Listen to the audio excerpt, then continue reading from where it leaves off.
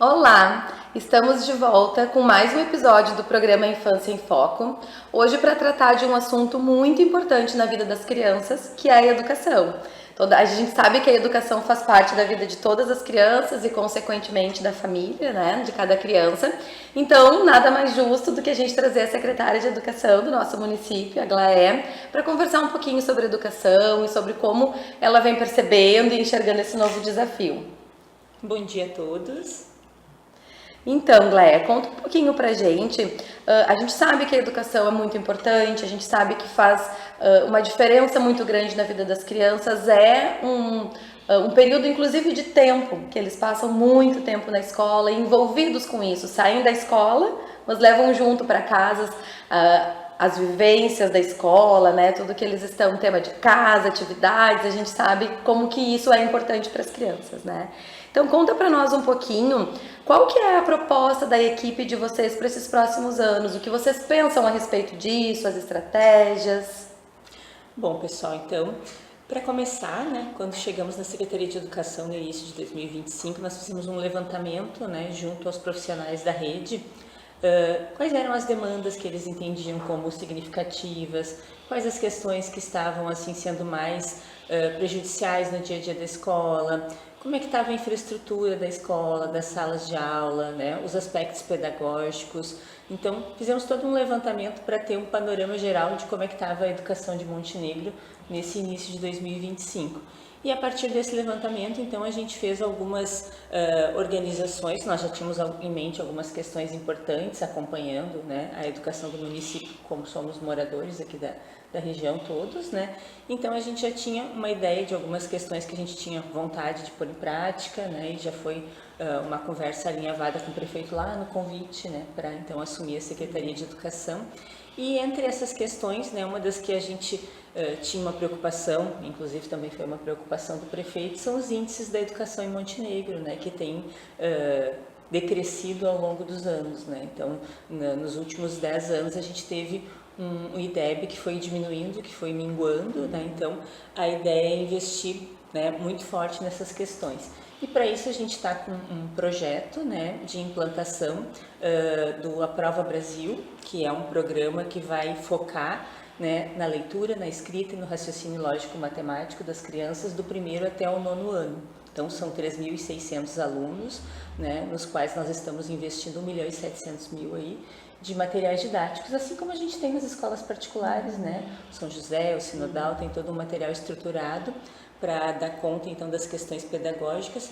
E um dos grandes, né, focos do nosso trabalho é alinhar o pedagógico, né, com as questões de aprendizagem e fazer um alinhamento em todas as 29 escolas da rede. Esse projeto, então, é para o ensino fundamental, né?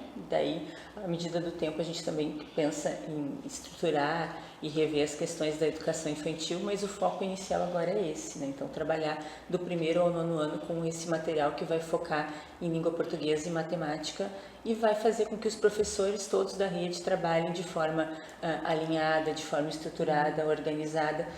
Começa com uma avaliação diagnóstica inicial de como estão os alunos, né?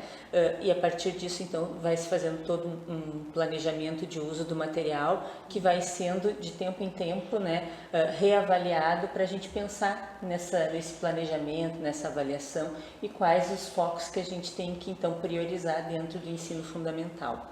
Esse é um, né, dos pontos mais importantes, assim, que eu acho que a gente precisa salientar nesse início de gestão.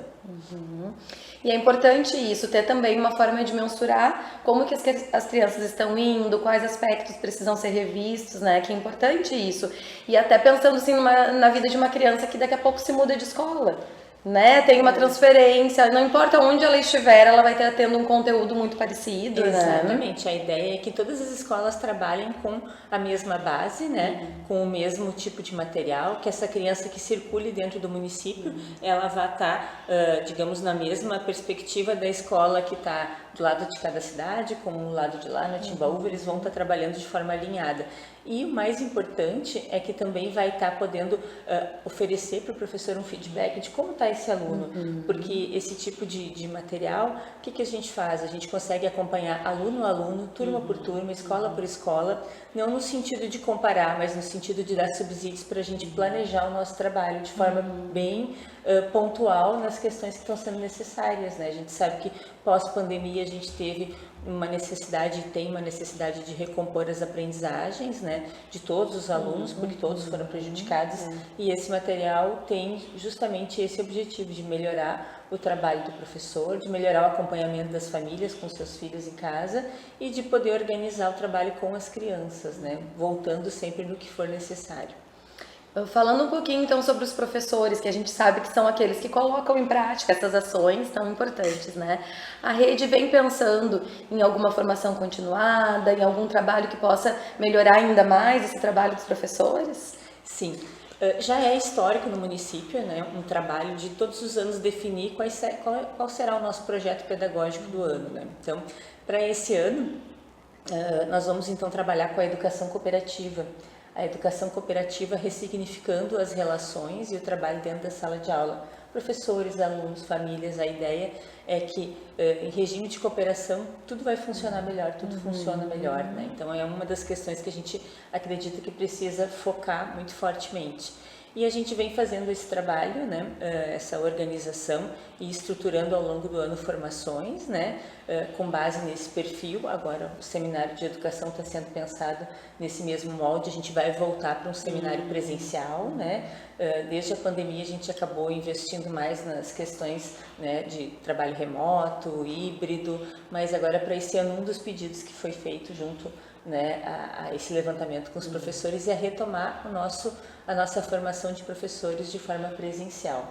Então a ideia é voltar, né, para questões que foram trazidas ali nesse levantamento inicial, a saúde, né, emocional do professor, como lidar com as relações socioemocionais dentro da escola, como trabalhar com o burnout que o professor cada vez mais vem sendo acometido, né, professores que estão, né, estressados e cansados de uma estrutura que realmente é desgastante, né? Trabalhar com os seres humanos é uma das profissões mais desgastantes que a gente tem. Então, o foco é justamente esse, né? Integrar o trabalho de família, professor e aluno, com formações que estão sendo planejadas e estruturadas ao longo de todo o ano de 2025. E quando a gente pensa em formação de professores, é muito importante isso que tu traz, assim, de olhar para essas questões emocionais também, porque a gente sabe que o conteúdo, a informação, ela chega com muito mais acessibilidade hoje, a gente tem muito mais facilidade para chegar, como desenvolver cada conteúdo, cada habilidade das crianças, mas as relações, elas precisam vir através de relações, né? A gente aprende na convivência, a gente aprende no olho, e assim também é para o professor, aprender como lidar com as dificuldades de relação das crianças, né? Isso tudo é muito importante. É fundamental isso de ouvir os professores no início, né? Exatamente. E porque assim, como a Isabel falou, a parte técnica, eles já sabem, né? Eles têm a sua formação e sabem o que fazer, mas é muito importante essa parte de relações e da saúde mesmo. E às vezes uma parte técnica, ela precisa também da emoção para vir bem para fora, né? Então eu posso ter todo o meu conteúdo, mas às vezes a emoção tá segurando um pouquinho, então é muito importante isso, né? Essa parte, né, de trabalhar a questão emocional, né, socioemocional dos professores, porque basicamente a gente lida com seres humanos que estão em formação, que tem famílias lá que daqui a pouco, né, tem uma perspectiva, a escola às vezes não tem a mesma perspectiva, não estão completamente alinhadas, e aí então a gente precisa trabalhar tanto o social quanto o emocional e aprender a regular essas questões, né, porque não só a criança e a família tem que ir aprendendo a se regular e conviver, né, nesse grande grupo que é a escola, né, a escola é uma sociedade miniatura, nada mais que isso, né, e nos prepara para a sociedade futura. Então, o professor também, né, enquanto ser humano que lida com toda essa diversidade, imagina, são 25, 27, 30 famílias diferentes com as quais a gente lida todo dia, né? Porque aquela criança materializa, né, a perspectiva daquela família, né? As convicções, as crenças, né? Toda a educação que aquela família traz, né, com ela de casa. E a gente está ali para trabalhar o conhecimento, para trabalhar, né, todas as habilidades, competências dessa criança. Então a gente tem que fazer esse casamento aí acontecer de forma bem harmoniosa, né? E muitas vezes é na escola que a família recebe o suporte que precisa também, né? Muitas vezes a família está um pouco sem norte, está um pouco sem chão, assim, querendo entender como chegar com o seu filho, aonde quer chegar, e aí às vezes é o professor que vai dar esse feedback para a família, né? E poder dizer, olha, isso aqui tá legal, isso aqui a gente precisa repensar. Então nada mais justo também que esse professor que vai ter ali junto dele as famílias, as crianças, que ele também possa ter esse olhar, né? Até para estar mais preparado para tudo isso. E a gente vê essa questão dos pais trazerem, mas em casa ele não é assim, em casa é diferente, né?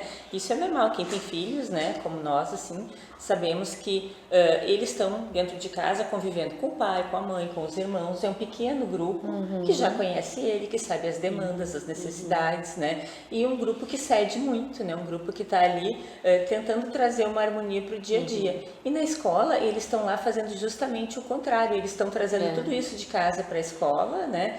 E aprendendo a conviver no grande grupo, que é o nosso grande desafio, né? A convivência entre os seres humanos. A gente só aprende a ser ser humano convivendo com outros seres humanos. E cada um tem vivências muito diferentes, né? Realidades sociais muito diferentes. A Isabel, ano passado, teve uma família, né, que viveu uma situação de violência extrema e ela, como prof, também sentiu muito. Eu lembro que ela contava, né? E às vezes a professora é a primeira que fica sabendo do que acontece em casa, né? A criança confia, traz para a prof, né?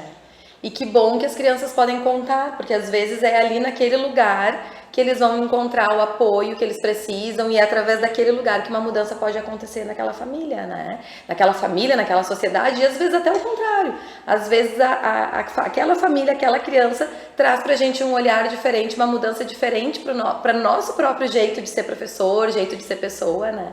A relação de sala de aula é uma relação muito bonita, porque ela faz todo mundo crescer junto e todo mundo ir se... Mas pensando na escola, a gente sabe que a escola e a educação, ela envolve muitos aspectos.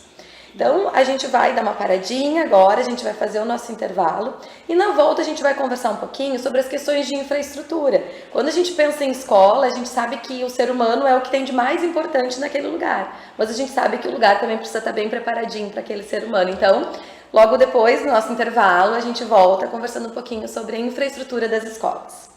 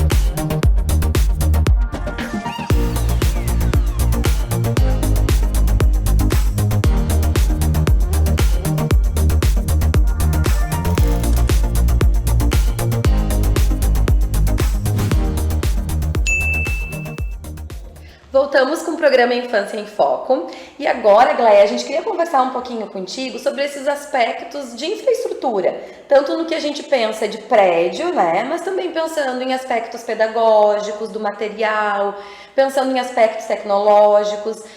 Neste inventário que vocês fizeram, teve, né, foi abrangido essa parte?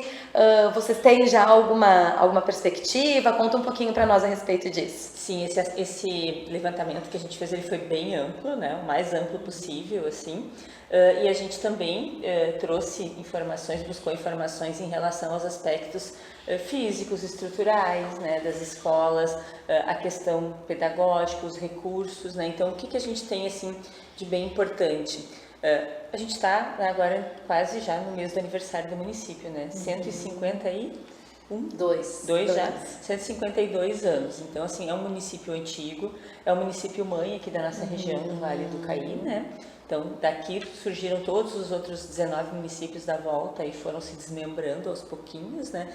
E como uma rede antiga e grande, a gente tem uma questão, né, de retomar obras, de retomar reformas, ampliações de escolas são urgentes e necessárias. E a gente precisa também ter esse acompanhamento no sentido de que não é só na educação que a gente vai, dentro da Secretaria de Educação, que a gente vai conseguir esses recursos. A gente precisa ter uma parceria com a Secretaria de Planejamento e Obras. Então, uma das questões que a gente trouxe, né, e o prefeito nos sinalizou como positivo e que nos apoia nesse aspecto, é contratar um engenheiro e um arquiteto para a área da educação. Porque o que a gente precisa de projetos, né, de reforma, de ampliação, de construção de novas escolas, para poder buscar junto ao governo federal, que tem muitas verbas e vários programas, canalizar esses dinheiros para o município, né? Porque sem o projeto nada sai do papel. Então, o que nós temos hoje? Uma realidade, né? Um déficit grande de vagas na região ali da Timbaúva, né, naquele outro lado da cidade, que é um lado que cresce muito, né. Então nós temos ali uma necessidade de mais uma ou duas escolas de educação infantil e ensino fundamental, né. Então assim, uma de cada é urgente, né. E dependendo do tamanho que elas sejam planejadas e projetadas, a gente precisa de mais. Por quê? Porque é uma perspectiva de crescimento.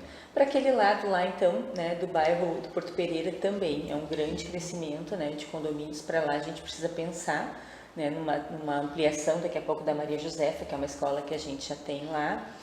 Ali na Esperança também temos uma escola que tem, né, um terreno, uma estrutura enorme, mas que precisa de mais salas de aula. Hoje, para dizer para vocês assim por baixo, 4 salas de aula seriam necessárias ali para dar conta de toda a demanda, né, de deixar as crianças com o turno integral na sua necessidade ou com o meio turno, né, conforme a disponibilidade das famílias. Então, a gente tem muitas questões assim que foram sendo, né, levantadas nisso. Para isso a gente precisa também de pessoal, né, de profissionais, recursos humanos. Então, a gente está sem concurso desde 2019, então é uma outra coisa que já é um compromisso urgente de acontecer esse ano, o nosso concurso, né, para todos os setores da prefeitura, porque não são só professores, auxiliares, assistentes, né, são assistentes administrativos, profissionais de todas as ordens que são necessários para a gente dar continuidade nesse projeto de cidade grande, que é o que nós temos, né.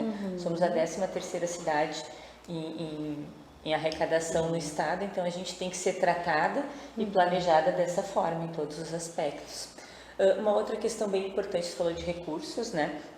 A gente tem aí uma legislação que entrou em vigor esse ano, que é tirar o celular da escola, da sala de aula, né? Mas ao mesmo tempo a gente sabe que as tecnologias elas estão presentes, então um outro grande projeto é retomar, né, os laboratórios de informática nas escolas, tanto para o Fundamental 1 e 2, quanto para a educação infantil, cada um no seu formato, né, e trazer um outro olhar, um outro viés para a aprendizagem das crianças, usando as tecnologias, usando, né, o raciocínio de programação, né, uma questão mais do raciocínio lógico-matemático nesse aspecto aí, mais desvinculado do celular, que a gente sabe que eles acabam usando redes sociais, aplicativos, né, vídeos e tudo mais, e não sabem usar as tecnologias de uma forma mais ampla, né?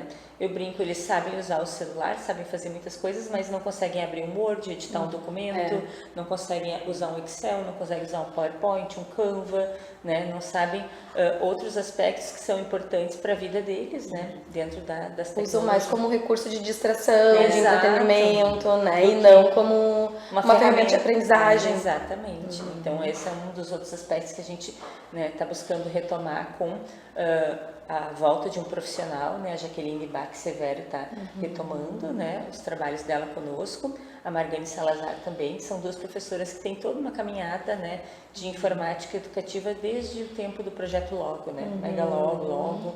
Então a gente quer fazer essa retomada e para isso a gente precisa também de recursos financeiros, porque tem que se retomar os computadores, tem que se retomar as tecnologias, né? Daqui a pouco a questão até dos projetos de robótica, tudo isso envolve, né, profissionais capacitados e recursos adequados para fazer esse trabalho acontecer. E que é importante a gente ver a educação se reinventando, porque há tempos atrás a escola oportunizava para que a criança tivesse acesso à tecnologia, hoje para que ela faça um bom proveito dessa tecnologia. Então, como é importante ir acompanhando a necessidade do momento, né? Exato, as coisas vão mudando e a gente vai tendo que se atualizar, né? Isso, exatamente. Nós temos um assunto que é muito, que conversa muito com o nosso coração, que é a inclusão. Então a gente queria que tu trouxesse um pouquinho sobre isso. Como que a tua gestão vem pensando sobre a inclusão? Quais são as propostas de vocês nesta área voltadas para a criança dentro da escola? Perfeito. Assim como o coração de vocês, né, digamos assim, dedicado em grande parte à educação especial inclusiva, o meu também, né? Eu sou professora da educação especial, professora de atendimento educacional especializado, né?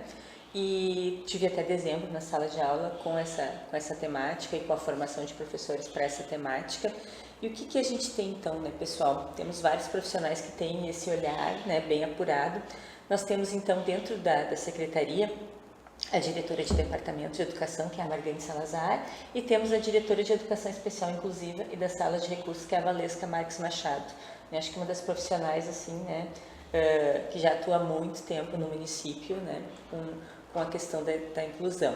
E então a Margane e a Valesca têm feito um planejamento para retomar, né, todo esse trabalho dentro das escolas, ampliar as salas de recurso, ampliar o atendimento educacional especializado, colocar então mais profissionais à disposição das escolas para fazer esse trabalho de monitoria, né, com os assistentes de educação inclusiva.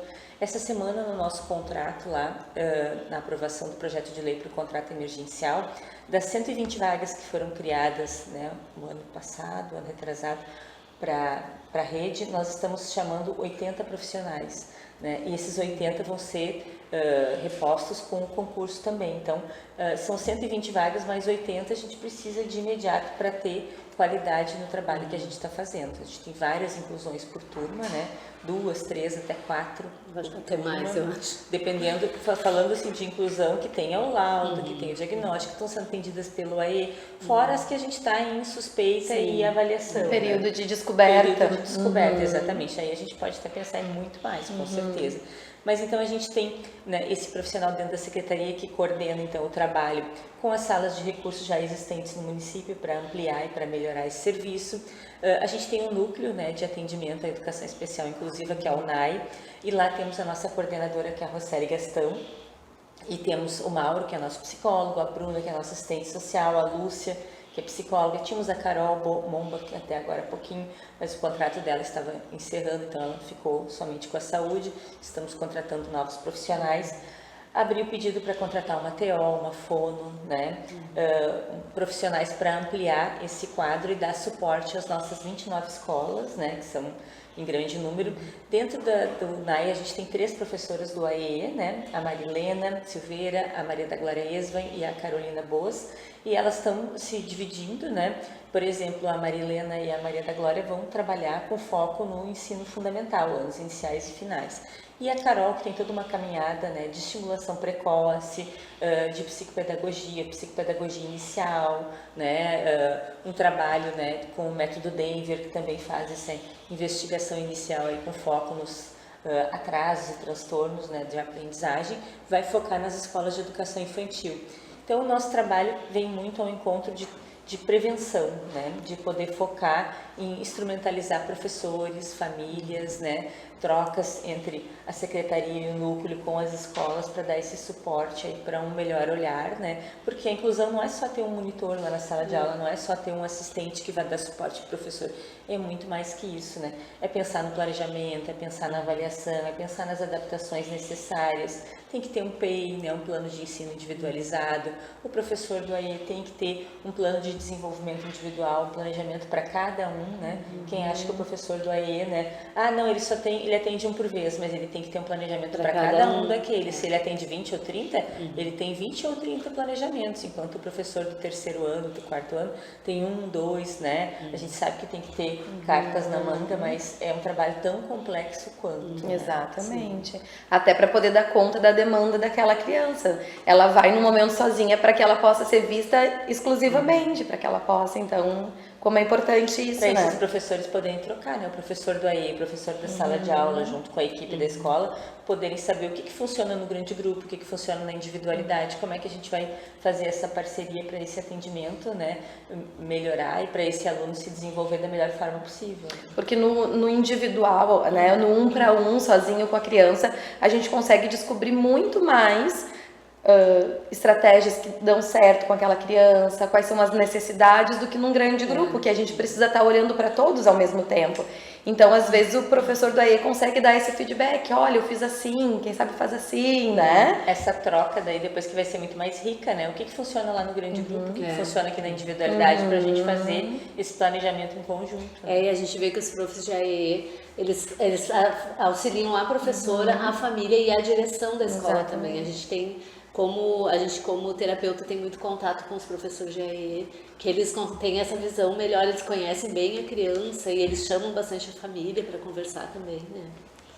Mas, Gléia, pra gente finalizar, então, a gente vem falando aqui de muitas situações, né? Aí a gente sabe que educação envolve tudo isso e muito mais. A gente poderia passar muito tempo falando sobre educação. Mas a gente sabe também que tudo isso é preciso de parcerias, né? Para tudo acontecer, precisa de parcerias, precisa de recursos. O município vem pensando, vem olhando, né, para este aspecto, como que tu tem visto isso?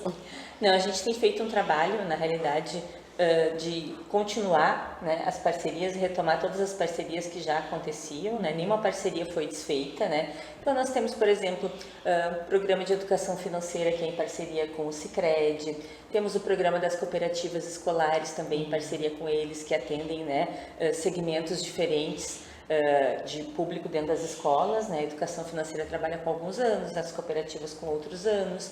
Temos professores que têm carga horária destinada e pagos para cuidar desses projetos, né? Porque para poder tocar um projeto de educação financeira tem que ter um professor que se responsabilize, né? Que não vai estar dentro da sua carga horária, que vai ter um horário específico para isso, para pensar, para planejar, para coordenar os alunos e trabalhar em parceria com os outros professores. As cooperativas da mesma forma, né? A gente tem um projeto, então, que com o Sebrae, que está sendo iniciado esse ano, para dar conta nessa perspectiva, né, de parcerias com as escolas do campo, então para trabalhar nesse segmento com as escolas do campo, que daqui a pouco não tem um olhar tão apurado sobre elas, porque tem públicos menores, são escolas pequenas, mas então a gente vai trabalhar com as famílias, com os professores e com essas comunidades, né, até para fortalecer as comunidades do interior.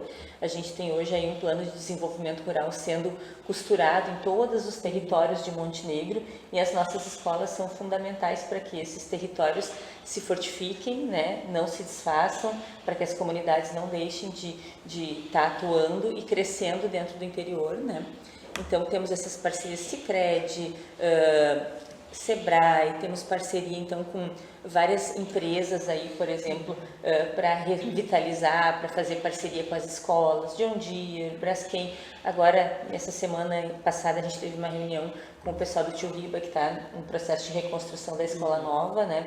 Então, a parceria com Rotary, com Lions, tudo isso, né, tem sempre acontecido e, com certeza, o reflexo disso é o bem-estar, né, e o desenvolvimento dos nossos alunos.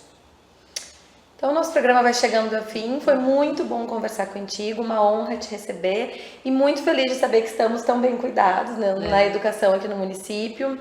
A gente sabe, como a gente falou no início, na abertura, a educação é o que, no início da vida, é o que mais está presente na vida das famílias, na vida das crianças. Então, saber que isso tudo está sendo bem direcionado, com propostas, com planejamento, deixa o nosso coração mais quentinho. Te agradecer e dizer que as nossas portas aqui estão sempre abertas para ajudar na educação como for preciso.